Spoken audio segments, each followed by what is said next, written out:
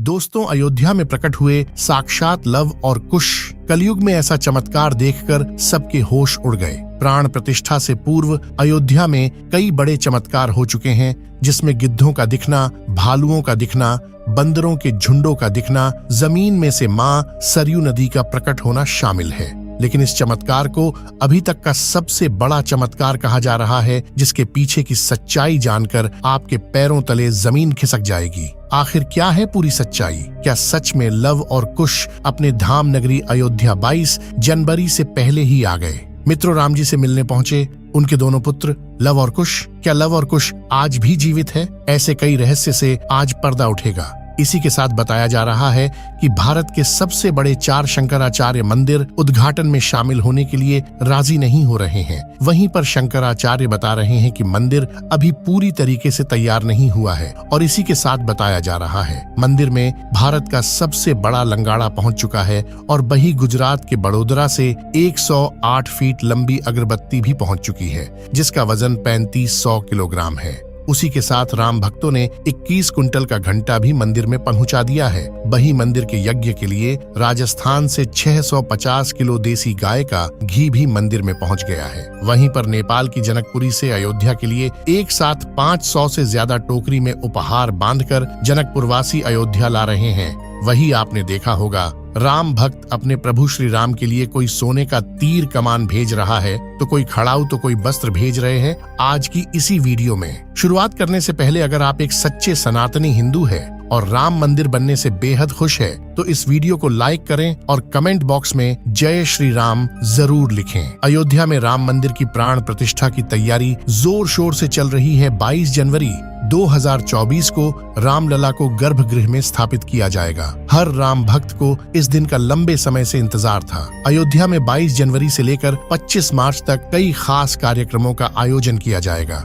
इस बीच मंदिर के गर्भगृह के निर्माण का काम 24 घंटे चल रहा है। 22 जनवरी को राम मंदिर में रामलला की प्राण प्रतिष्ठा होने वाली है। किसी भी मंदिर में की जाने वाली भगवान की मूर्ति की प्राण प्रतिष्ठा का बहुत महत्व होता है। मूर्ति की प्राण प्रतिष्ठा के बिना भगवान का पूजन अधूरा माना जाता। हमारे यहाँ है। आगे वीडियो में बताते हैं कि प्राण प्रतिष्ठा क्या होती है और जानेंगे लव कुश कैसे राम मंदिर में प्रकट हुए। सनातन धर्म में किसी भी मूर्ति की प्राण प्रतिष्ठा बहुत महत्वपूर्ण मानी जाती है। प्राण प्रतिष्ठा मूर्ति स्थापना के समय किया जाता है। किसी भी मूर्ति की स्थापना के समय उस प्रतिमा रूप को जीवित करने की विधि प्राण प्रतिष्ठा कहलाती है। प्राण शब्द का अर्थ जीवन शक्ति और प्रतिष्ठा का अर्थ स्थापना होता है। ऐसे में प्राण प्रतिष्ठा का अर्थ जीवन शक्ति की स्थापना करना या देवता को जीवन में लाना होता है। बिना प्राण प्रतिष्ठा के कोई भी मूर्ति पूजा के योग्य नहीं मानी जाती है। मान्यता है कि प्राण प्रतिष्ठा के जरिए मूर्ति में जीवन शक्ति का संचार होता है और वह मूर्ति देवता के रूप में बदल जाती है।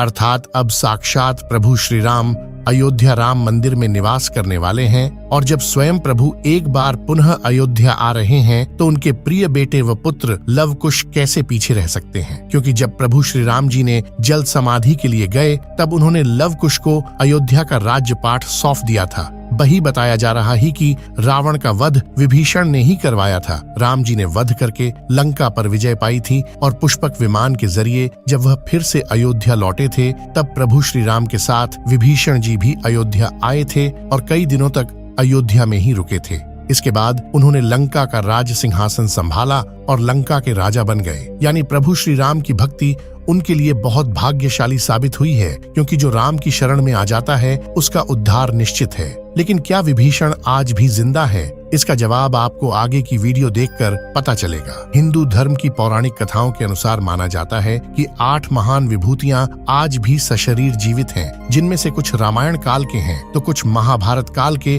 तथा कुछ विभूतियां उससे भी पहले के काल से आज तक जीवित हैं। पौराणिक मान्यता के अनुसार विभीषण, अश्वत्थामा, बलि, वेदव्यास, हनुमान जी, कृपाचार्य, भगवान परशुराम और मार्कंडेय ऋषि चिरंजीवियों में शामिल हैं। चिरंजीवी का अर्थ होता है जो सृष्टि के अंत तक जीवित रहे और जिसकी उम्र भी न बढ़े। और विभीषण भी इन्हीं चिरंजीवियों में से एक है जो आज भी इस धरती पर मौजूद है और अनंत काल तक जीवित रहेंगे। लेकिन यह वरदान आखिर उन्हें किसने दिया, यह बड़ा जानने का विषय है। भगवान राम के अनन्य भक्त विभीषण बाल्यकाल से ही धर्मपरायण रहे।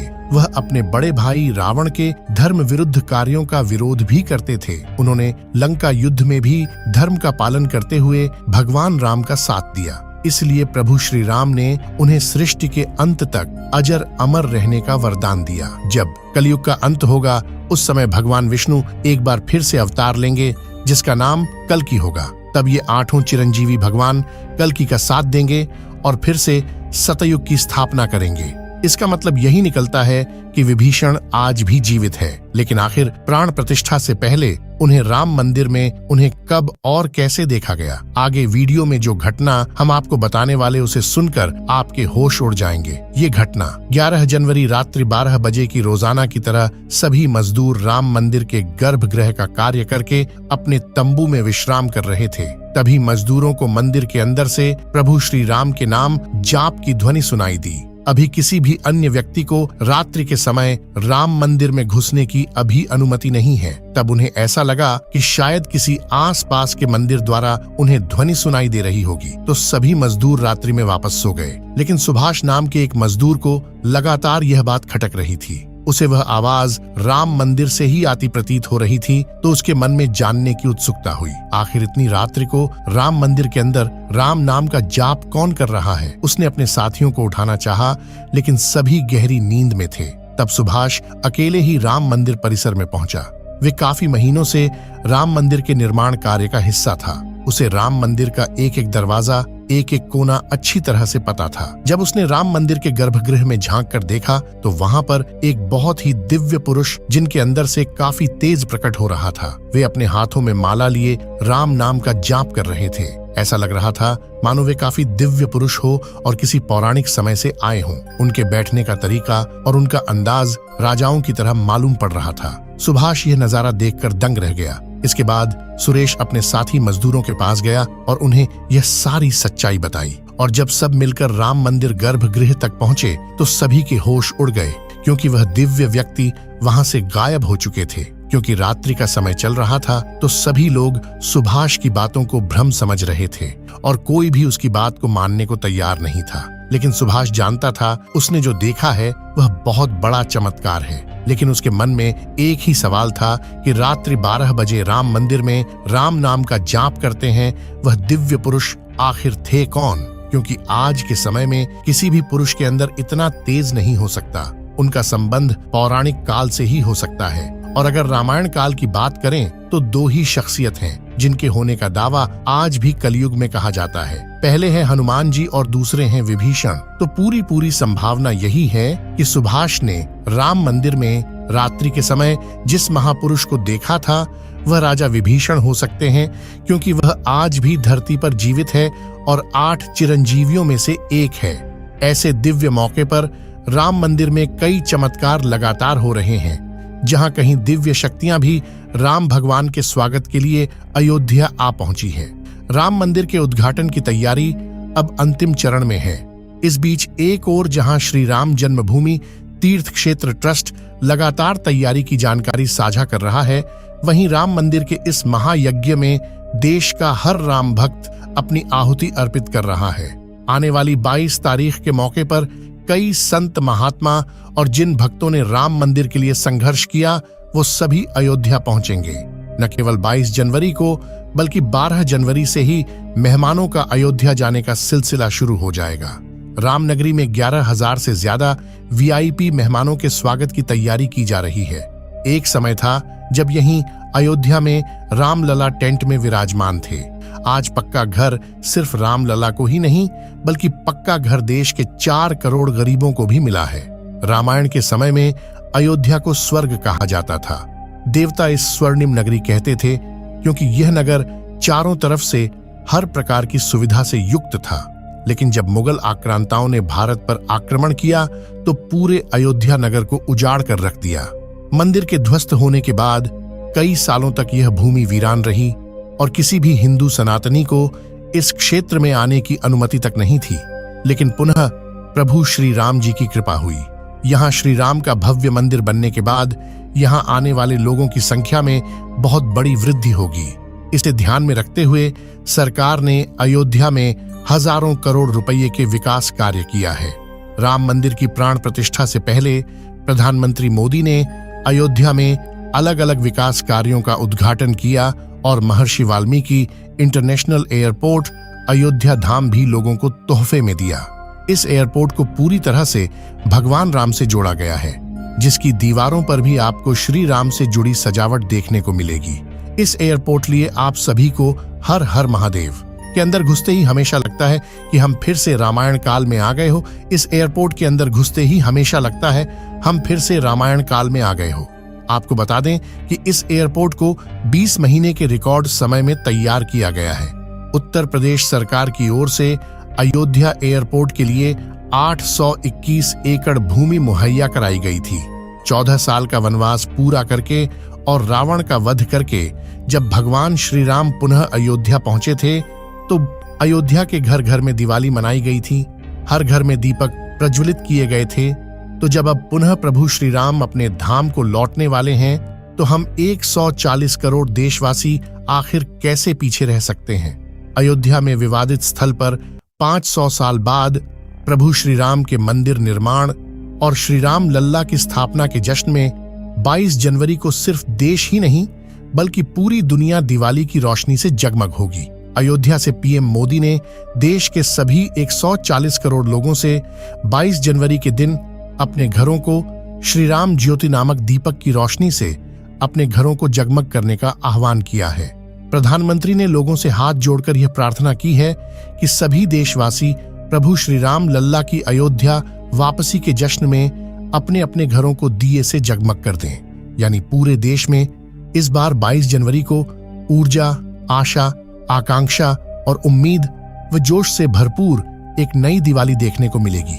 ये दिवाली सिर्फ देश ही नहीं बल्कि दुनिया के उन तमाम देशों में भी मनाई जाएगी जहां भारतीय लोग बसे हैं। इसी बीच अब राम मंदिर प्राण प्रतिष्ठा से पहले राम लल्ला के भक्तों के लिए एक और बड़ी खुशखबरी है। दरअसल अब राम लल्ला के गर्भगृह का मुख्य द्वार सोने से बनाया गया है, जो मंदिर के मुख्य द्वार के तौर पर स्थापित कर दिया गया है।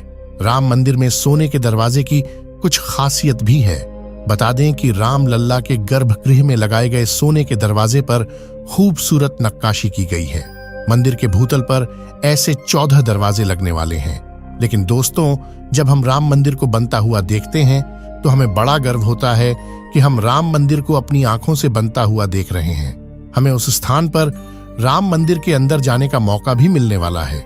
लेकिन एक समय ऐसा भी था जब यहाँ पर हजारों कार सेवकों ने इस मंदिर के निर्माण के लिए अपने प्राणों का बलिदान दे दिया था।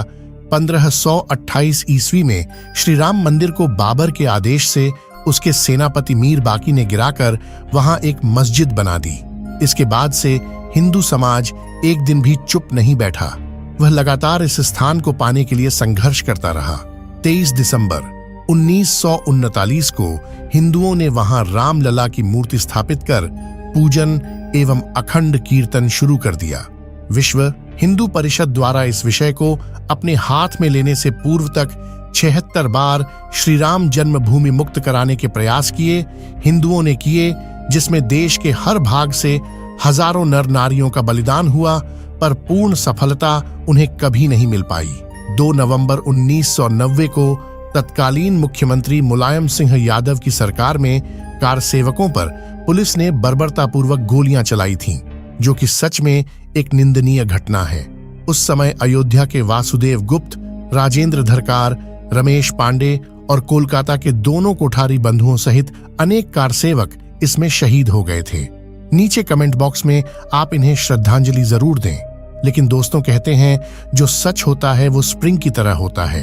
उसे जितना दबाया जाए वह उतना ही तेज गति के साथ ऊपर आता है। 9 नवंबर 2019 का दिन सुनहरे अक्षरों में दर्ज किया गया जब सुप्रीम कोर्ट की 5 जजों वाली बेंच ने ऐतिहासिक फैसला सुनाया और विवादित जमीन हिंदू पक्ष को मिली। और अब 22 जनवरी 2024 को भव्य राम मंदिर के अंदर रामलाल की प्राण प्रतिष्ठा होने वाली है। इस प्राण प्रतिष्ठा के भव्य समारोह में देश विदेश की 11,000 हस्तियों का आमंत्रण दिया गया है। लेकिन दोस्तों, कुछ राजनीतिक दलों ने राम मंदिर के इस भव्य समारोह में आने का न्योता ठुकरा दिया है। इसके संदर्भ में देशवासियों का कहना है कि दुनिया में देवता और राक्षस दोनों प्रकार के लोग रहते हैं। देवता मंदिर में प्रवेश कर सकते हैं, लेकिन राक्षस मंदिर के अंदर नहीं जाते। जो राजनीतिक दल मंदिर के प्राण प्रतिष्ठा में आने से मना कर रहे हैं, उन्हें इन्हें राक्षसों के साथ जोड़कर देखना गलत नहीं होगा। जल्द ही राम मंदिर आम जनता के लिए भी खोल दिया जाएगा। राम मंदिर की भव्यता, लोगों के मन में राम मंदिर को लेकर के उत्साह और साथ ही साथ अयोध्या शहर का विस्तार उन सभी बलिदानों की आत्मा को शांति प्रदान करेगा और देश के प्रगति में भी जरूर सहयोग करेगा। हम दोस्तों आशा करते हैं कि आज की वीडियो के माध्यम से आप राम मंदिर को और उसके इतिहास को करीब से जान पाए होंगे। सभी हमेशा करते। आज की वीडियो आपको पसंद आई होगी, लाइक जरूर करें और कमेंट बॉक्स में सभी कार सेवकों के बलिदान के प्रति आप श्रद्धांजलि जरूर दें। साथ ही साथ कमेंट बॉक्स में कुछ सेकुलर हिंदुओं के लिए अपनी राय जरूर रखें, जिन्होंने राम मंदिर प्राण प्रतिष्ठा समारोह में आने का न्योता ठुकरा दिया है। आज की जानकारी अगर आपको पसंद आई है तो वीडियो लाइक करें और चैनल को सब्सक्राइब कर लो। हमारी तरफ से आप सभी को जय श्री राम।